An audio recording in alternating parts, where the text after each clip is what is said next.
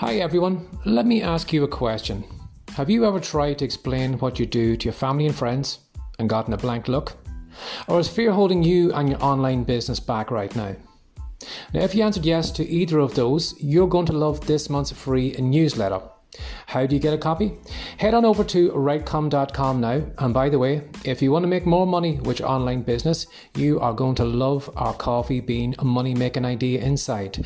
So head over to Writecom, that's WRITECOME.com, and you'll find the newsletter waiting for you over there. Hi, this is Barry here, and you are very, very welcome to today's podcast episode from Writecom.com. And today's podcast episode is entitled 5 Reasons to Lean Into Your Problem. You know, like fears and being afraid of things, probably one of the things that a lot of us run away from as well too is our problems. You know, we look at this thing that we can't see a way over, under, around of, and it stops us in our tracks. And you know, sometimes in those moments it's easy just to give up, to say that we tried our best, to run back to our little safe space and just say, well, I couldn't do that thing because this big nasty problem got in my way and stopped me. But is that really the best path to choose? Should you really give up when you're faced with a problem? No, I don't think so. And I'm going to give you 5 reasons why you should maybe lean into that problem that you have, or maybe look at that problem in a new light. Now, number 1, I should say to you is that life is an endless problem that we need to solve. You know, when you look at the journey that we are on from birth to death, we are going to be met with problems all along the way. You know, when we think back to our small life, before we could walk, before we could talk, you know, in those early days we were faced with problems. Problems like, how can I get up on my feet? How can I control my balance? How can I walk across the room? You know, how can I make a sound that isn't gobbledygook, that sounds like a word that, you know, I can communicate with my mother and my father or whoever's around me. But we were all faced with problems right then. And when you think about it, you know, a lot of us got over those problems. We're walking. Well, hopefully we're talking properly too as well. But, you know, we're walking and talking and we've got over all those problems to where we are right now. And when you think about it, maybe this point that you are at is just another problem along the journey. And when you solve this problem, you're going to be faced with another one. So if you're faced with this problem right now, is maybe just to think, well, you know, this is something like maybe when I was a toddler, something that maybe I thought I couldn't do, but I proved that I could do it in the past, so why can't I do it as a grown-up? Now, the second thing I would say to you is that we live in a world of opposites. You know, the world we live in has an up and a down. It's got a left and a right. There's big, small, dark, light. Which means that for every problem, there's a solution. Because if there was no problem, there would be no solution. So if you have a problem, there's a solution to go with it. And when you think about it, you know, wherever you are right now, if you look around, you will probably see problems that have been solved. You know, when you think about it, if you're in the kitchen right now, chances are good some of the appliances in your kitchen were the answer, the solution to someone's problem. You know, someone said, well, how can I keep this food fresh? And that's how the refrigerator came about. Somebody thought, well, how can I wash the dishes and not be there to do it? How can I take that task off me? And that's how the dishwasher came about. Or maybe you're in a car right now, and that was a solution to a problem that we had when we said, well, how can we go further and faster than going on foot?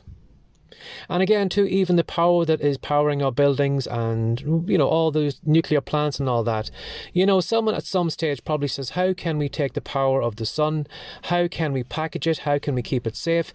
And how can we use it to create electricity? So just because you don't see a solution to the problem doesn't mean that that solution doesn't exist. Because your problem couldn't exist unless there wasn't a solution to go with it. Because as I said, we live in a world of opposites. You mightn't be able to see the opposite right now, but that doesn't mean that it doesn't exist.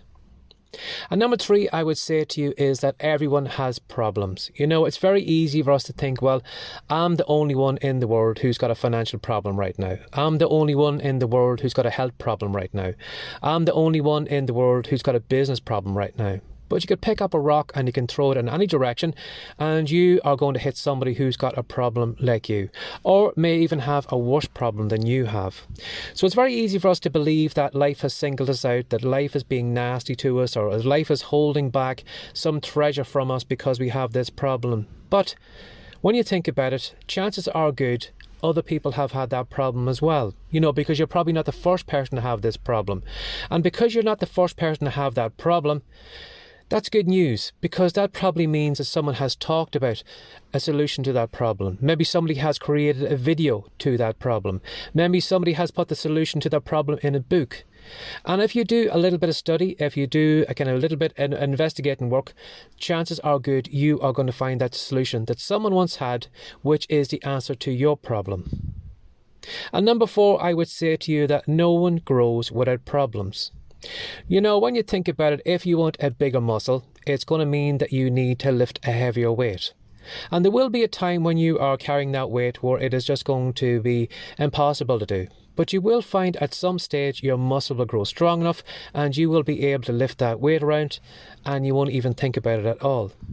And when you think about it, life isn't anywhere different than that at all. If we had a smooth life, a smooth kind of, from start to finish without a problem in the world, how strong would you be? Because you never really were tested. You never really had to come up against hard solutions. And just like not lifting that weight, that muscle you would have would be weak because it's never been challenged, it's never been taxed, it's never had something that it needs to overcome. And you will find that life sometimes does give you a problem for your own benefit because it wants you to grow. It wants you to look at maybe your business in a new way. It wants you to look at maybe your health in a new way. It wants you to look at some part of your life in a new way by giving you this problem. And by you taking on this problem and not running away from it, you are going to come out of the other side of that being stronger, having more knowledge, and probably being in a better position than you are right now. And the last thing I would say to you is to stop looking at the problem.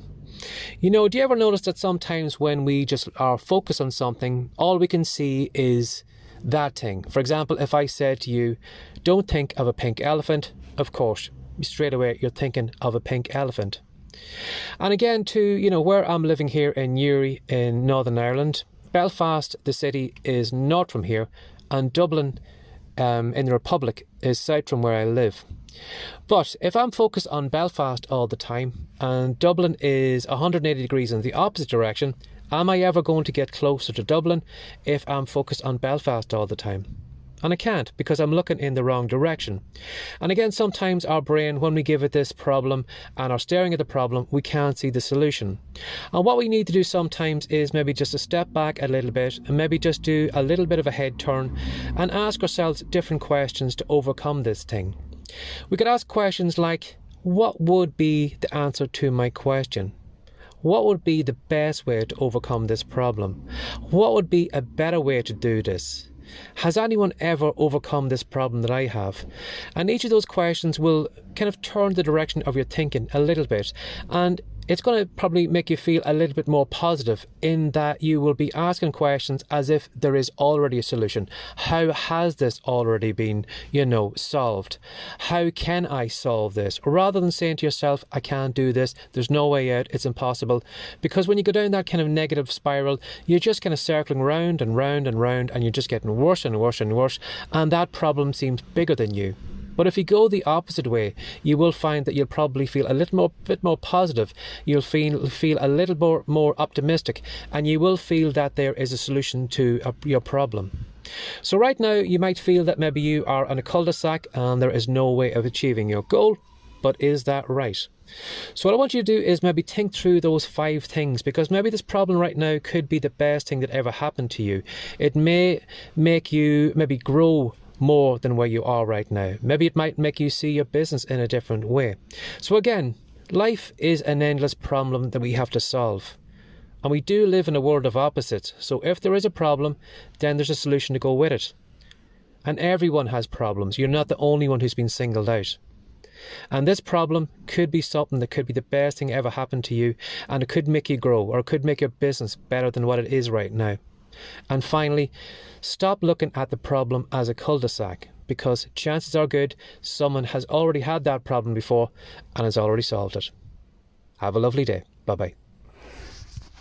Thanks for joining us today. If you'd like more from the Rightcome.com podcast, be sure to subscribe now for more tips, tricks, and ideas you can use to make more money from your words. See you in the next episode.